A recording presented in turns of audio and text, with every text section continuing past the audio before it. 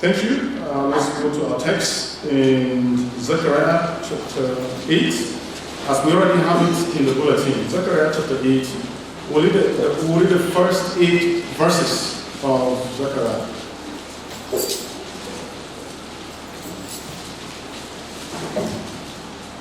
And let's pray once more.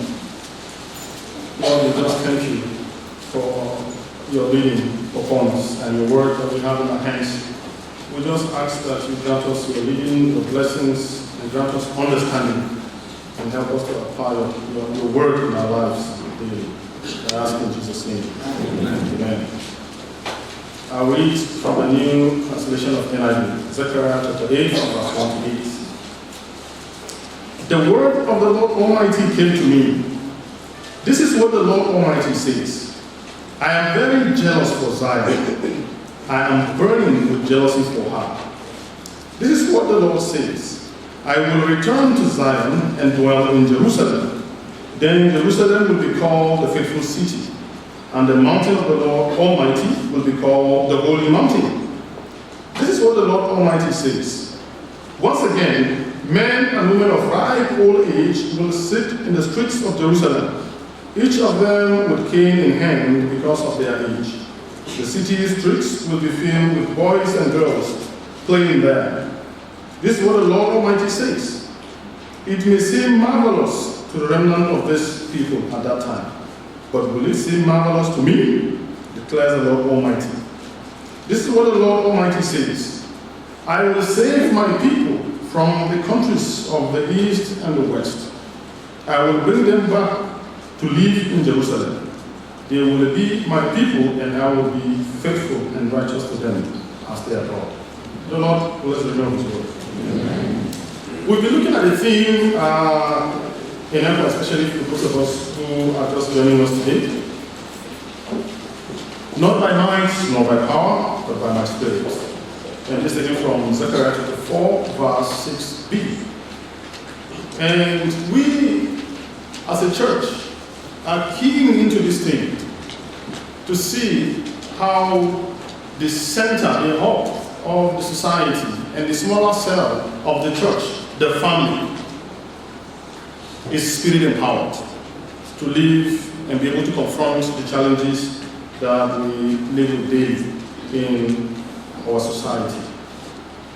The topic we are looking at today, the Lord among His people.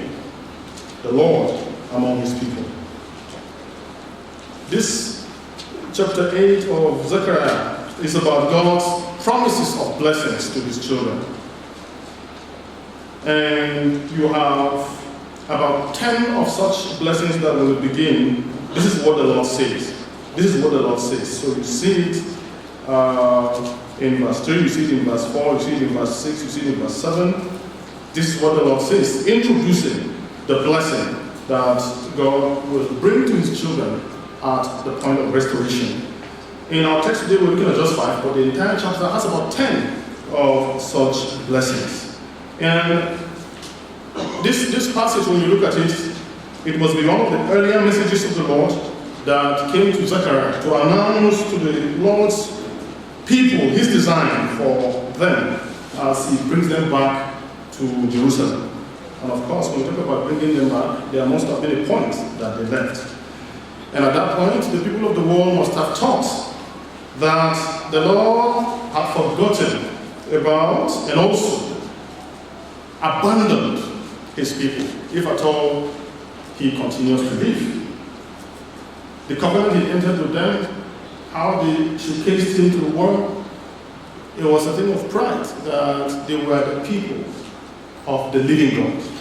And suddenly, they were no longer in consonance with the Lord and were even sacked out of the promised land and were taken to Babylon in exile, the entire city destroyed. And so the world must have been thinking that even God's plan concerning these people, He must have abandoned it and abandoned them.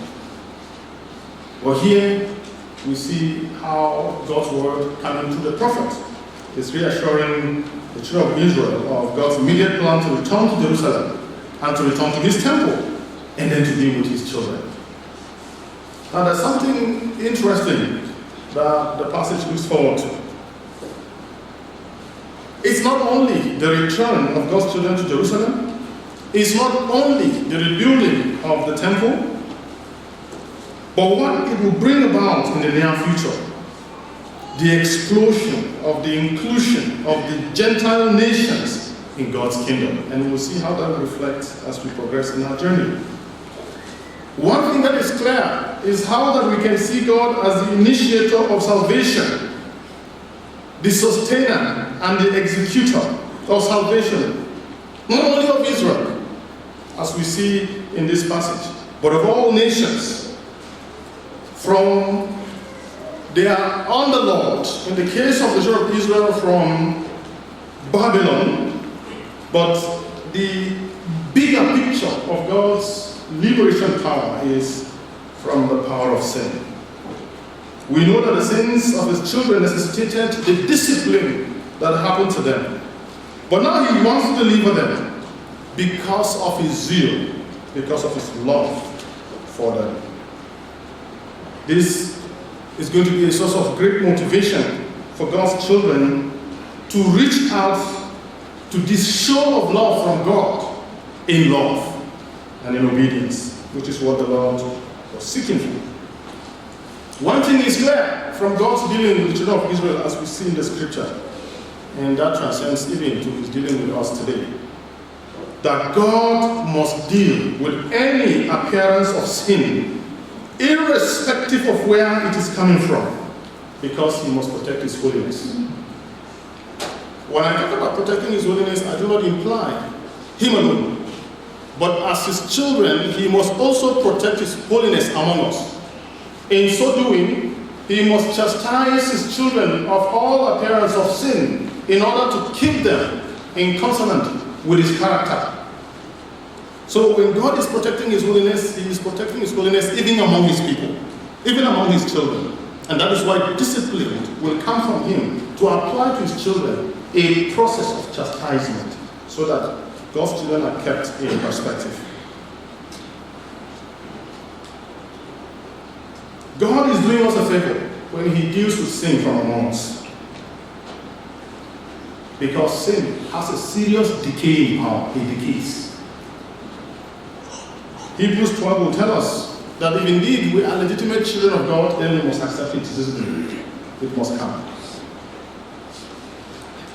God was going to do a new thing in the life of the children of Israel, and he was starting everything afresh. And my prayer is that God will do something new in the life of someone here today. Amen. The question is, are you ready? The core of our passage, as we see in verse 1 and 8, God is the one doing all the planning. God is the one making the pronouncements. God is the one executing the plans that he was laying.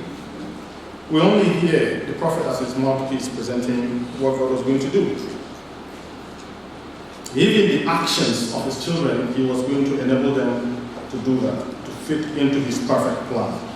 And this is what I hope that the Lord will help us to look at in 3 quick points, and then we conclude. Now the first point talks about the Lord among his people to give them a new name.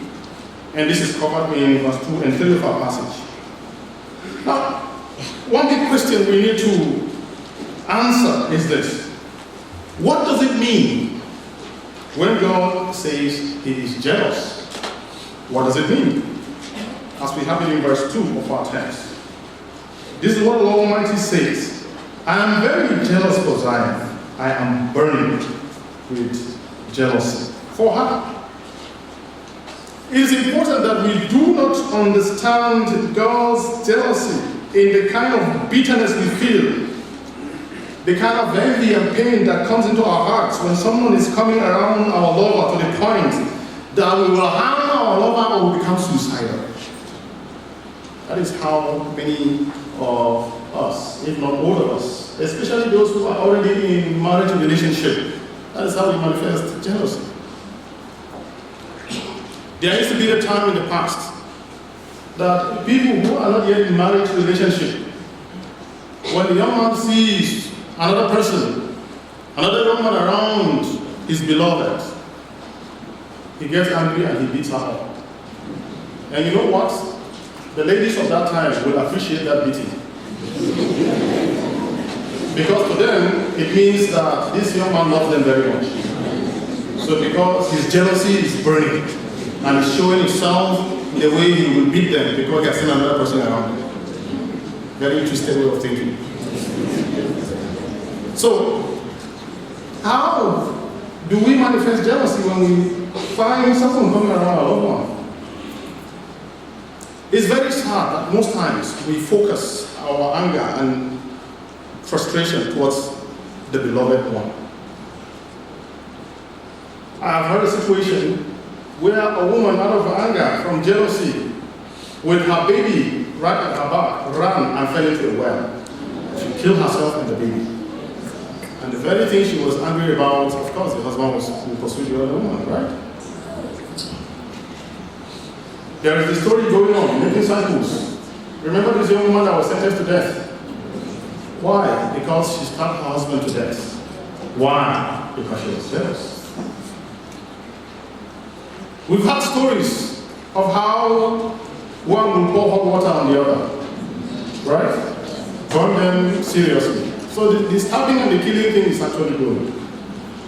So it's happening in both ways. I really don't know whether between men and women who is the most jealous.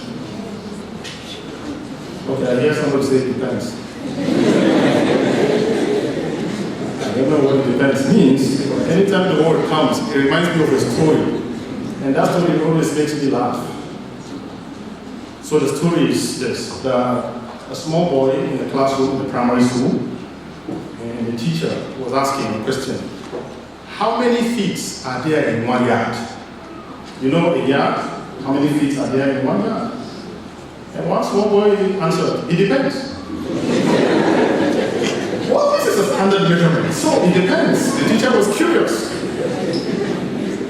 The teacher said, okay, explain. And then the student, boldly, a young boy, said,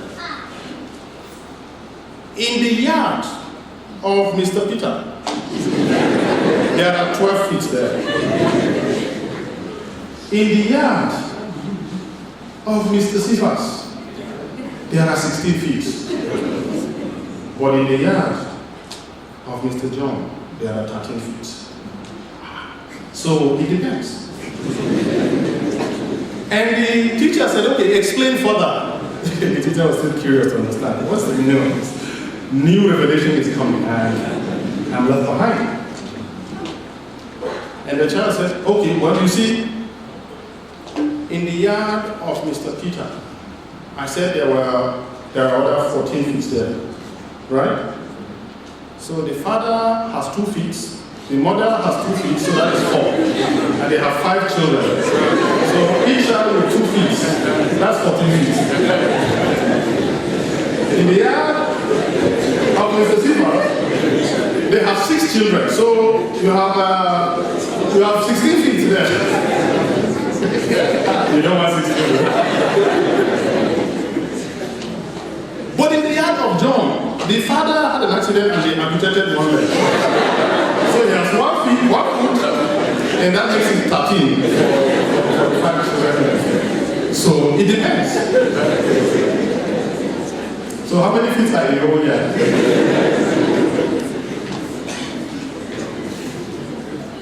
Maybe someone was conducting research for us to establish whether it's the husbands or the wives or the males or the females that express jealousy more than the other. But the problem that this will unearth further is this. Most times, humans, in expressing their jealousness, target their own loved ones. God's jealousy is not towards Israel, but for them. It is expressed in his love to protect Israel, not to harm her from any form of enemy, and how that he will deal with whoever that will temper with his beloved Israel. And something that is interesting about this word is this, that the same word translated jealousy is also translated zealous, depending on the context. So the sense it seeks to communicate is God's passionate demand, how he is zealous for an exclusive relationship with his bride, Israel. You know, in the Old Testament, Israel is captured as the bride, as the wife of Yahweh.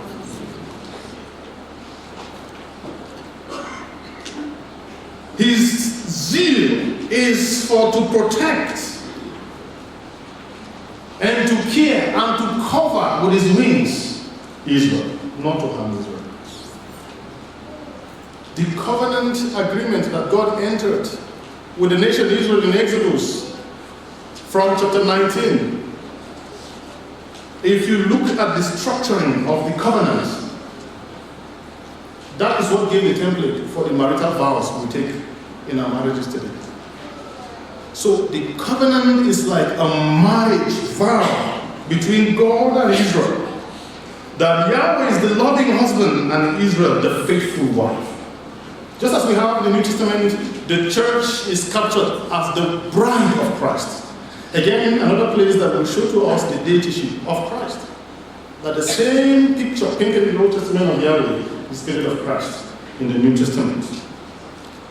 And so, like marriage relationship, God is declaring that he will not share Israel with any god. It is his right to own Israel and claim their loyalty, allegiance, love, devotion, and obedience. You know, many times when something is happening, especially to those in marriage relationship, especially the men, they will beat their chest. She is my wife, or he will remind her, you are my wife. Why will he make such a bold declaration? He paid bride price, right? He did all the rights. And he married her. They exchanged vows. So, you know, in church, the father of the bride comes and presents her, symbolizing that all deals have been sealed.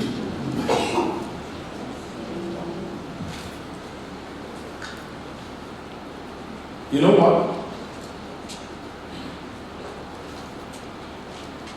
Jesus bought you and I with his blood. He paid the bride price.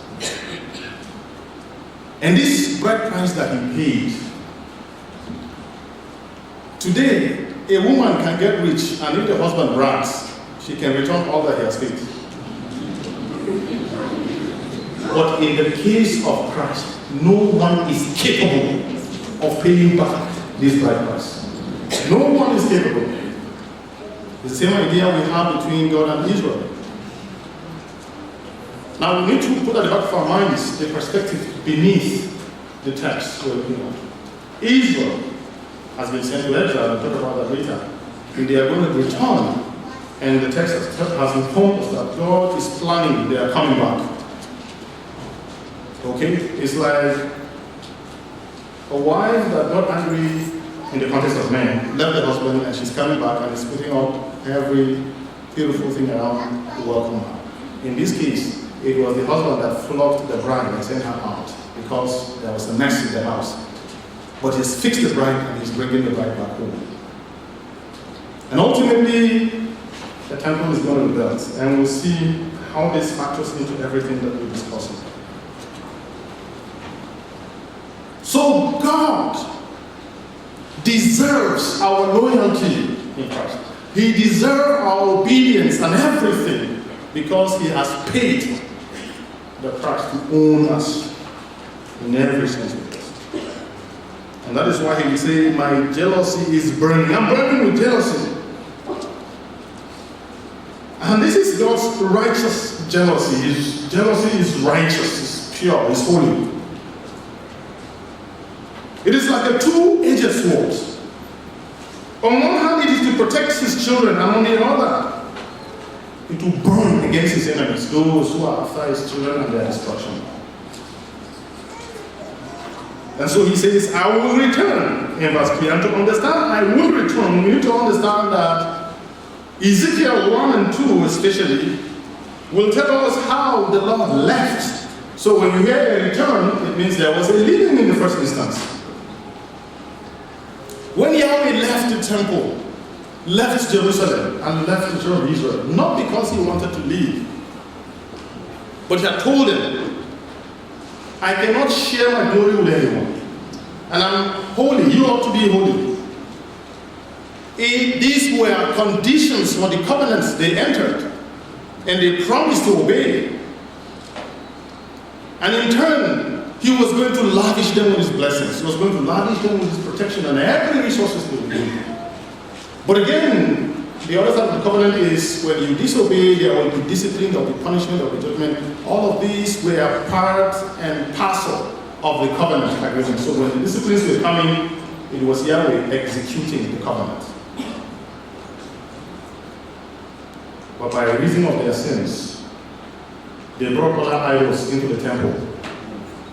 In fact, at some point, they brought a female idol, as if to say, Yahweh, your demands are so much, maybe you need someone to keep you company.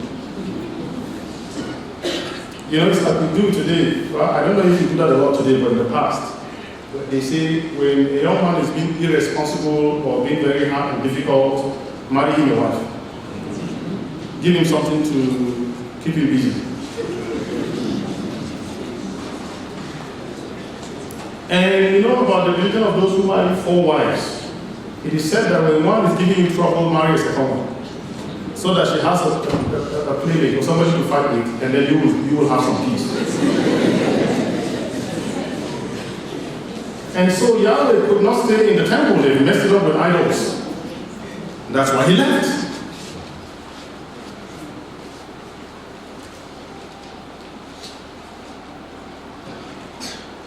Now, because of their unfaithfulness, they had to go to exile.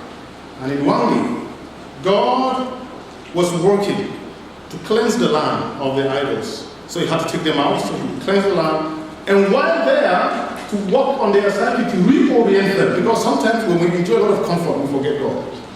That was what happened to them. They forgot him and they did all the nonsense they did. And now in captivity, they were forced to remember. But even when they were asked to sing their temple song, to amuse their captors, they were crying and saying, how can you sing the Lord's song in a strange land? Yahweh is not here. His house is not here. To even mention his name in a strange land, this land is not worthy to receive his name. That's why I laugh sometimes when we sing this song and we're dancing. How can you sing the Lord's song in a strange? Do you know that the Israelites sang this they said those words crying, they were weeping because they were being mocked. So if you will sing this song next time, let me see some weeping and the rest of it. And I will carry the spirit of the song. Now, by reason of this act, submitting to other idols, as we were taught earlier, idolatry is the same as adultery, because the faithful wife that is to remain faithful to her husband Yahweh has turned herself to another idol and has made that idol to be the new husband. So that act of idolatry is the same with adultery, a violation of the covenant agreement.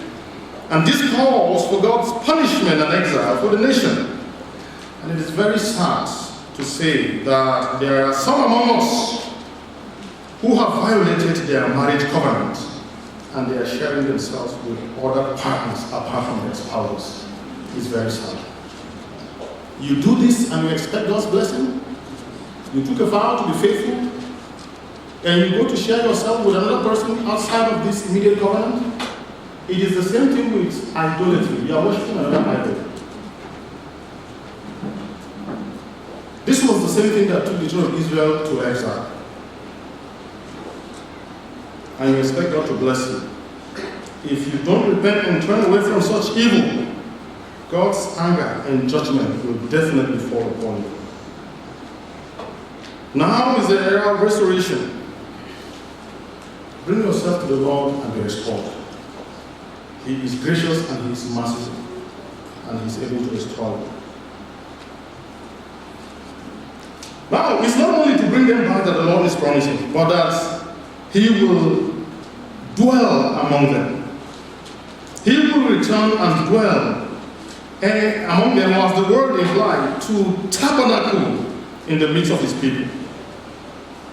This is the same idea. The idea that is painted here is that of when the children of Israel were getting out of Egypt, and then they were asked to construct a tent of meeting, and that tent was to be at the center of the community, where you have, out of the 12 tribes, 3 in front, 3 at the back, 3 to the left, 3 to the right.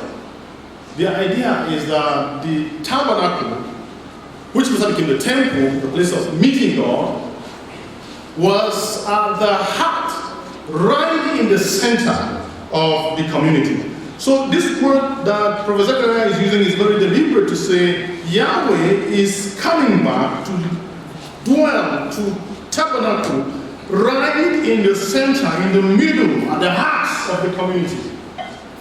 To be the force that pulls the community together into one.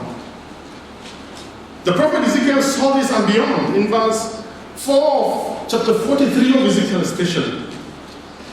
How that the nation will go to exile, and Ezekiel was saying this as one of the exiles, but he saw the return. How the Lord will dwell in the middle of his children.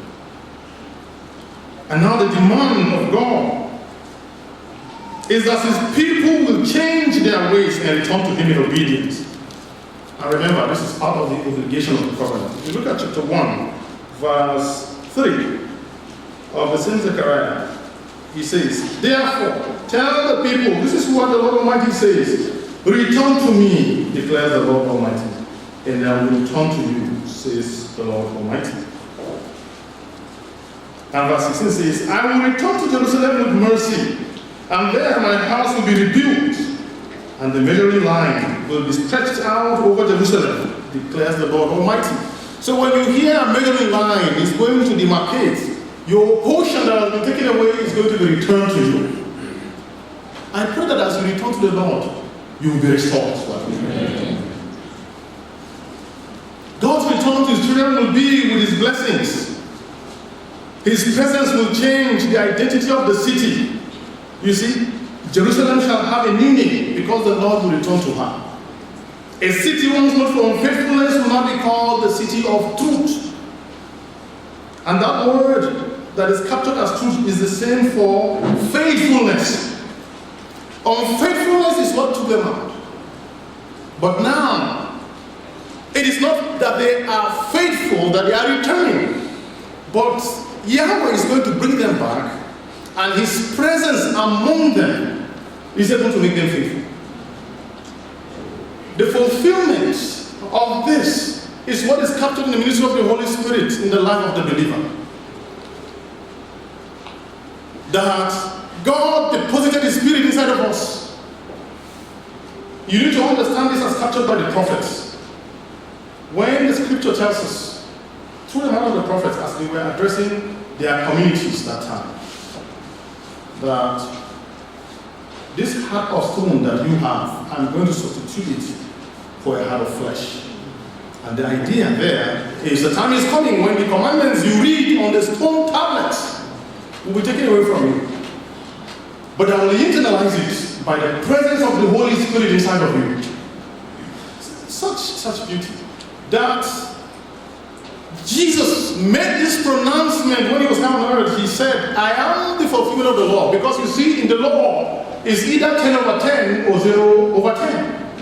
You couldn't have 8 over 10. You couldn't have 6 over 10. You couldn't have 1 over 10. If you fall in one, if you fail in one, you fail in all. So when Jesus will say, I am the fulfillment of the law, that in Christ we are able to fulfill the righteous requirements of God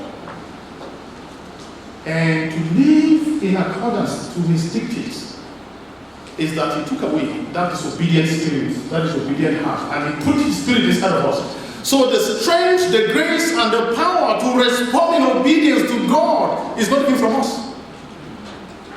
that his requirements were not able to fulfill them, but he's given us his spirit that from inside of us we have the motivation, the strength, and the energy to move towards God in obedience. This is what picture it is being painted also from what we're looking at right now. My prayer is this, that just as Jerusalem is referred to as the city of truth, by the presence of God inside of her, by reason of the presence of God in your life, you shall bear enemy. Remember that it is God's presence that will enable the city to be faithful and to be true to Yahweh, our husband. And that is the same thing that we need even in our generation today. And again, he added that its mountain will be called Holy Mountain. And the idea of this mountain here is talking about the temple that will be rebuilt. Just as we've read from Isaiah chapter 2 from our scripture reading. The mountain being referred to here is where the temple is located. The temple of the Lord. And so the message here is that God is going to return to his temple, his house that the children of Israel were going to rebuild. And that by reason of his return, his holiness, his glory will fill the temple once more. And by reason of his presence, this city will be a city set aside for God's purpose only. And that his children are able to reflect his character, holiness, truth. They will be God's community, a people who understand that they've been set apart to live out that value of holy people that God himself has set them apart to live. This will lead us to the second point. The Lord among his people to renew their covenant. And the covenant we're talking here is the covenant that has happened between God and Israel. Now what the prophet is communicating here from the passage, verse 4 and 5 especially, is an assurance of prosperity, an assurance of security, and an assurance of protection. And all of these are enshrined in the covenant agreement. Blessings for obedience and curses for disobedience. When the city is restored back to its glory, and the Lord, who is actually the source of her glory and protection, is in her midst, what the prophet is saying here is that there will be a renewed prosperity and peace. Amen. This is what is captured in the imagery of the two extremes in human life. You have the aged on one hand and you have children on the other hand.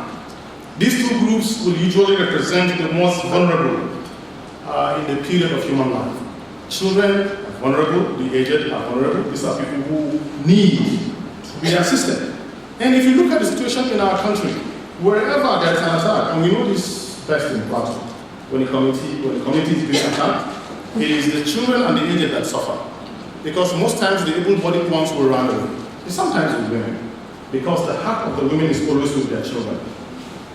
In trying to protect them, they also get killed. But the aged and the children are usually the vulnerable ones. One woman stood here in our chapel when the Boko Haram issue began to hit Borno State, especially around Chibok area. So she said it with her own mouth. I didn't hear it from someone. My heart bled when I listened to her testimony. When their community was hit, she had two children in her hands, one a bit older and one was younger. And in the process of running away, and they were catching up with them, and she could not run with the burden of the two. She abandoned one.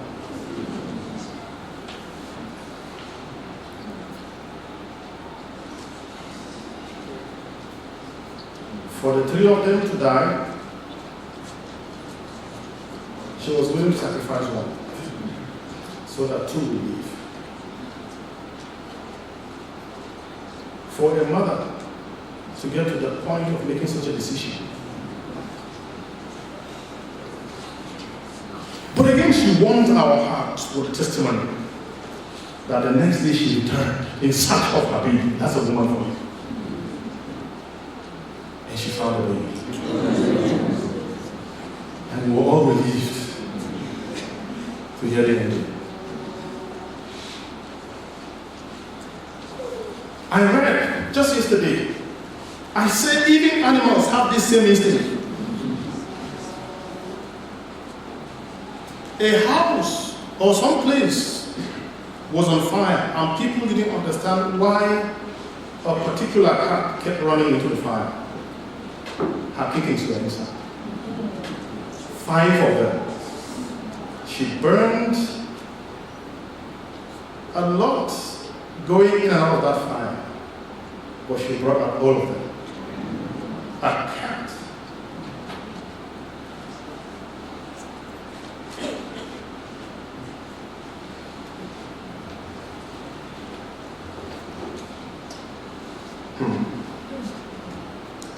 But what the Lord is saying here is this, that a new day has arrived because the Lord is among his people. And this group of people, these vulnerable ones, the aged and the children will live happily and freely. That the old will now represent, will paint a picture of long life. And the children will paint a picture of new life. Because the Lord is among his children. Friends, I pray that one day a new day will come in Plateau and Nigeria. Amen. It will be like heaven. And when the prophet was talking about this, he could see the disbelief. And he said to them, listen, this may seem difficult to believe from human perspective, but will it be impossible with God? That's what the prophet is saying in verse 6. You cannot blame the children of Israel. They've seen so many terrible things. They were beaten, they were defeated in wars. They have suffered so much that they did not see the possibility of a new city. But you see, God is the builder of this city. This Jerusalem. And in the same way, and in the future time, God is building the new Jerusalem. Hallelujah. That's heaven. You see, heaven is where we need to be wrapping our minds around, because that is where we're going to. It does not mean we should not engage with our world today. But we need to put it in perspective that God is building a new Jerusalem for you and I. Many times, I don't know what the motivation is, that people come and they write books. They make money. I don't know if that's the motivation, but when they try to tell us how that they were taken by some guide, sometimes it's an angel, sometimes it's Jesus himself, the tour guide showing them places in heaven. One of such stories amuses me a lot. And this is how it went. This particular one said the Lord took him to a place that looks like a warehouse, a big store. And inside of it, he saw brand new human parts packaged in leather. They were armed, there were new eyes, legs, some other bodily parts packaged just as you see them in the supermarket. And he said, Lord, what's the name of this? And he said, Jesus said to him, these are the parts that you people in the world don't ask for. You don't know what that means, right? That we have cripples and blinds among us because we don't pray in faith to receive those items. That he has them in the store, we're not asking for them.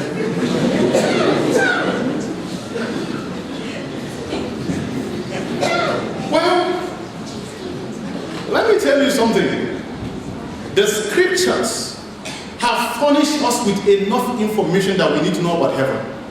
Much more than these fabulous stories we hear. If truly they saw these things, I have nothing against them. What I'm saying is, it's no newsflash to me. I know there is heaven. Somebody doesn't need to go there and come back and tell me. In fact, I know the one who came from there. Jesus is my friend. There are some things that, if at all the Lord showed to you, they are for your consumption. It's not for us. So don't write books and sell them. If at all they are really genuine stories, write the books and give them for free. Why sell them? Oh, you are paying printing costs. Yeah, we know about that. See, the Bible shares with me pictures of heaven more than any other person can share. You know, Paul said he was taken to the third heaven. He saw things that the mouth is not allowed to say. Please, the one that the Lord the one that the Lord has shown you is for you. If it is going to be for us, he will tell you to tell us. But one thing I know for sure is that the one that is for us is already told us in the scriptures. For example, I know that in heaven, the streets are streets of what? Oh, so you know too. I thought it was only me that had a nice time moment, and I got to know about that. I also know that in heaven, there will be no need for sunlight. Why? Because God will be what? He will be the light of heaven. His glory alone will shine forth and help be the light of heaven. And if you are like Professor Corey, then you will like this one I'm going to say. That in heaven, there are trees, right? Every month, they bear 12 different kinds of fruits. You know, Professor Corey likes fruits. One day he said he was going to treat us to a lunch. I was expecting lunch.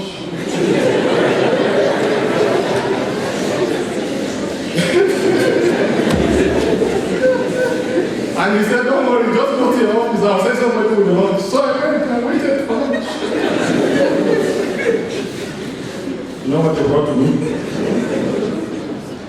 Fruit salad. Watermelon, orange. I think I was cooking by inside. Cucumber. I remember those ones. There are trees that each one, every month, will bear 12 different kinds of fruit.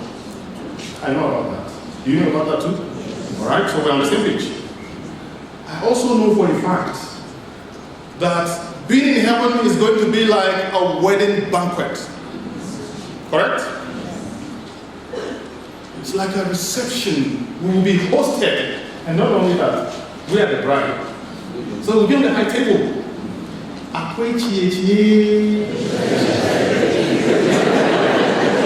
There will be eating and drinking.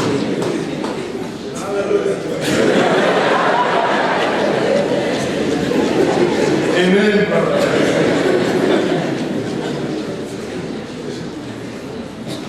God is building this new Jerusalem for you and I.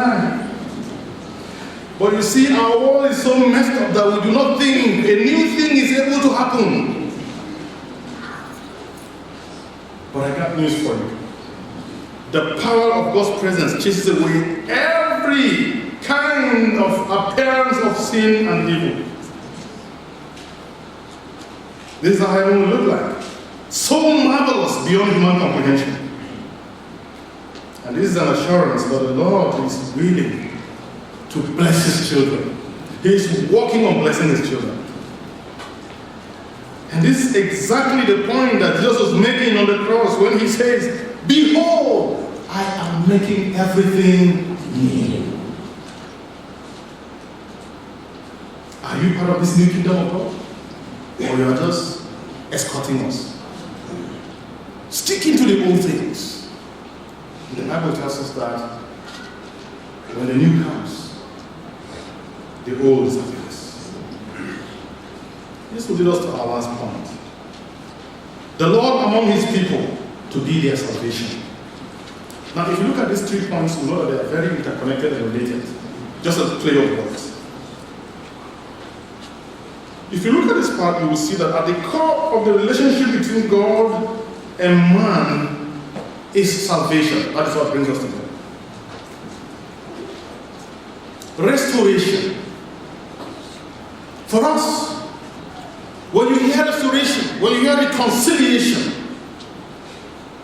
this is what we're created for in the first instance. And now, after straying off, God is bringing him back to himself. There was a point that the children of Israel thought that practicing some rituals, some traditions, some laws and activities, that observing those were the things that God was interested in. They got to a point that what they were doing was like manipulating God to get whatever they wanted. And it's very sad that even today, some think the same way. That our activities, our religious, quote unquote, activities, are the things that will bind us God's favors. And it was in this that they fell into disobedience. I see the same thing happening in human relationship. Manipulation. Because we think we can manipulate God, we go ahead to manipulate one another. Parents manipulating their children. Children manipulating their parents. I remember a story about a father that called his child and talked about a particular need that they had in the house. Maybe it was a leaking roof or something. And the son said, but we just fixed it. We just got a huge money to put a new roof. What's wrong with that again? And the father said, no, there was actually some rain, and rain is coming, so do quick and send money. After all, when you were in boarding house, and you would tell me how many textbooks they used to tell you to buy, you think I didn't know? So it was payback time. Okay, the son had manipulated the father buying many textbooks, and come to think of it. You know why you're laughing? You know that I did the same thing. I know you know. For people like my own dad, honestly, if you... I know my children are not here, so they come. If you want something extra, if in your budget you put cornflakes and the rest of... Did you even have cornflakes that time?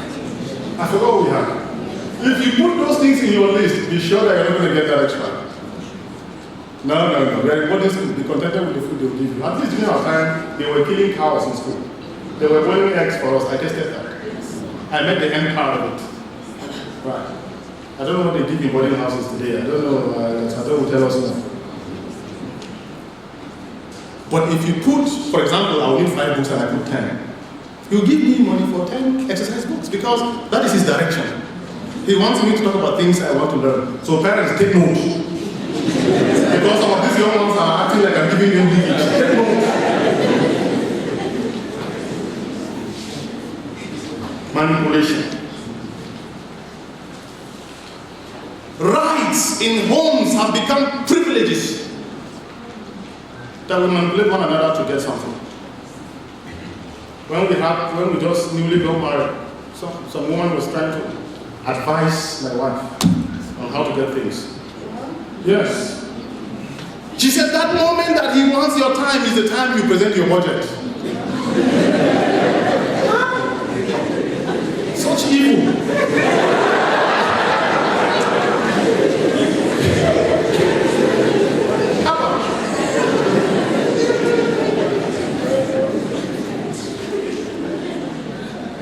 And Pastor Stephen was also telling me how that his wife was advised. Say, if they give you some money for house budget, you can cut someone. Damn, I couldn't know why. The money is for both of you. Why are you hiding part?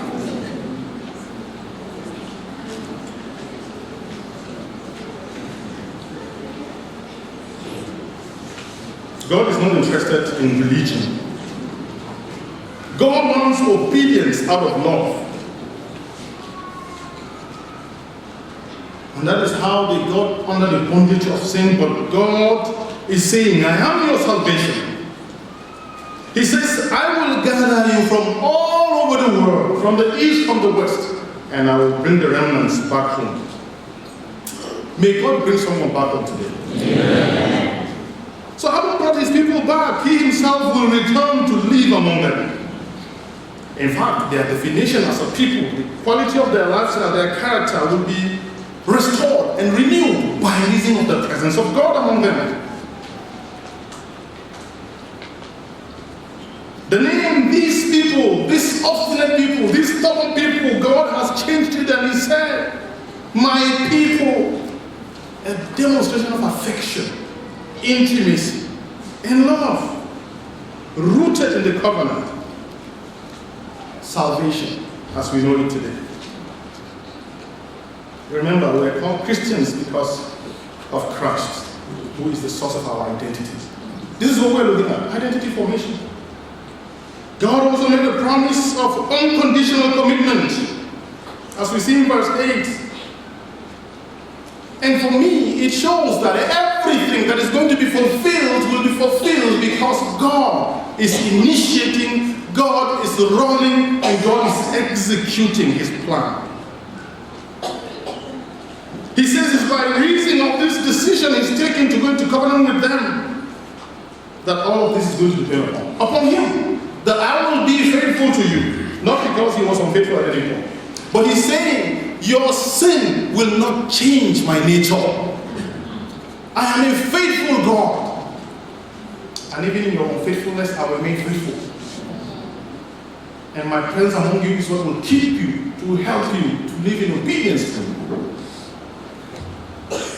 If some of us in our homes, our spouses, will act towards us based on what we give to them, we will die.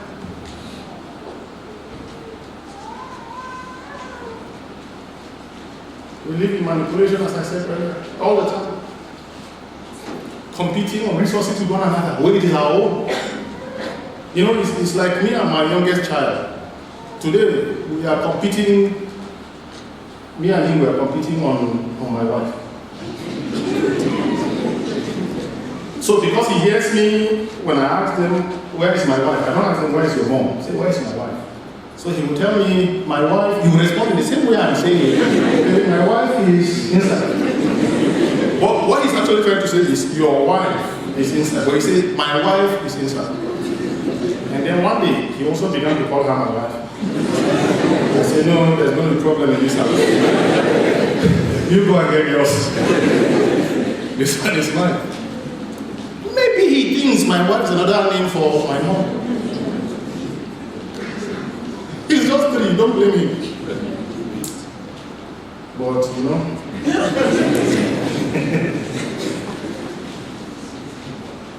So God's faithfulness is unconditional. And that is what he's saying in verse 8. I will bring them back to live in Jerusalem. They will be my people, and I will be faithful and righteous to them as their God. Amen. Salvation is coming to us purely as God's initiated and executed act of love. From start to finish. That is how we understand it. Even the power to respond is given to God. God, such mercy. And that is why the moment we place our faith upon Jesus' finished work, we become God's righteousness. Amen.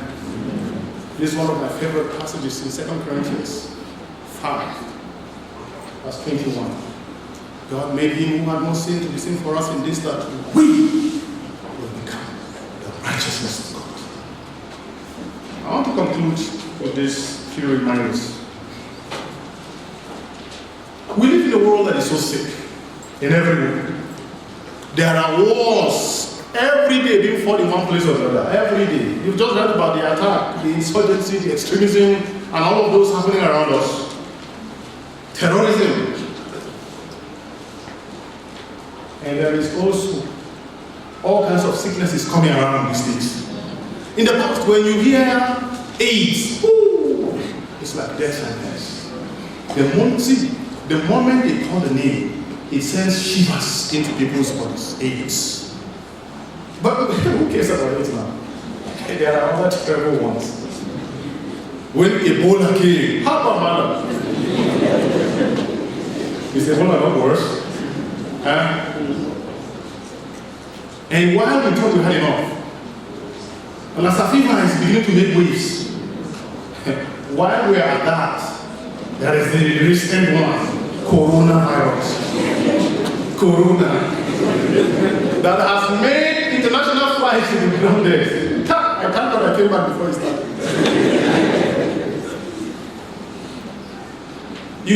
the last of it. As long as we remain in this world, no one is going to talk. See, nobody talks about HIV/AIDS anymore.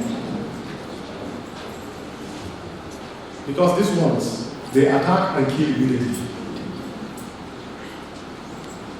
We also have the problems of broken homes. In Abuja alone, I'm just told, between January and February, over 4,000 divorce cases have been filed. Oh yeah? Broken homes torn apart. Wedding happened today, the next day, divorce. In fact, some, even though they are living together, they are already divorced. This is because humans have removed God from his place and have enthroned themselves. But for us who are God's children, we are comforted that the Lord remains in his temple forever. Amen. And he will not depart. So hang on. The dwelling of God among the exile returnees gives us a picture of God dwelling among his people, even in heaven. This is the demonstration of God's presence in Christ when the name Emmanuel was given. God in the midst of his people. Yes, in Isaiah 6, destruction and judgment of the land was promised. But right there, his restoration and hope for renewal was also captured. God wasn't taken unawares in all of this. He has planned how he will rescue his children from their enemies and from themselves and bring them back to himself. This is a show of God's character, that he loves his people jealously and he will protect them. If you love your spouse or your child jealously, it is for you to protect them, not to harm them. But the brutality happening in some homes, honestly, some of us don't deserve to live. And that is why I ask the question: what do you intend to spark from your family? Is it love or fear? God wants us to reflect his identity, that he dared all the ills and evils and demonstrated his love. If you do not reflect the character of God, then you are not his child. Because every child will look like their parent. If you don't demonstrate the act of love of God, faithfulness, care, mercy, grace, you are not his child. But if you want to be his child today, then God is opening up to welcome you home. And there is something interesting again that this passage teaches me. That God gives not only eternal life, but also abundant life. Eternal and abundant life. But this is it. That the secret of abundant life is not in the material things that many of us pursue and say to ourselves when we have these things that we are blessed. The secret of abundant life is in the presence of God in one's life. Amen. That is the secret. That is why it said, godliness with contentment is great gain.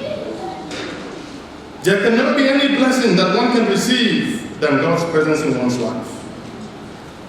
It is the presence of God in our lives amongst us that enables us to love one another, to love even in our homes, to love in a congregational setting, and to love God as well. It is the presence of God that enables us to obey him, the presence of his Spirit. It is the presence of God in us that gives us the boldness to face the challenges outside. Because you see, the community, when they returned to build the temple, they were afraid of the nations around them and they didn't know how to stand. But the presence of God gave them the boldness to continue the work. If you look at Ezra chapter 2. But today we lack power because we've dethroned God. We don't acknowledge God's presence among us. And that is why we cannot face the challenges that we have among us. Lastly, I return to the family. You see, in the text we've read, God was not ashamed to show love to his children, irrespective of their disobedience. And he says, my people. We don't see only his love stated, but he demonstrated it. As Paul will capture in Romans 5:8. God's demonstration of his love that Christ went to the cross. Here we see that demonstration of love in God bringing his children back and establishing them in Israel. We should do things to one another, especially in the home, that will express our love for God. We show our cruelty and pride to one another because we feel very, very sufficient and adequate in ourselves. You see, you can get the allegiance of your family members, your wife and your children, your husband and your children, from fear of your terror, but you will never get their love. You'll never get their love.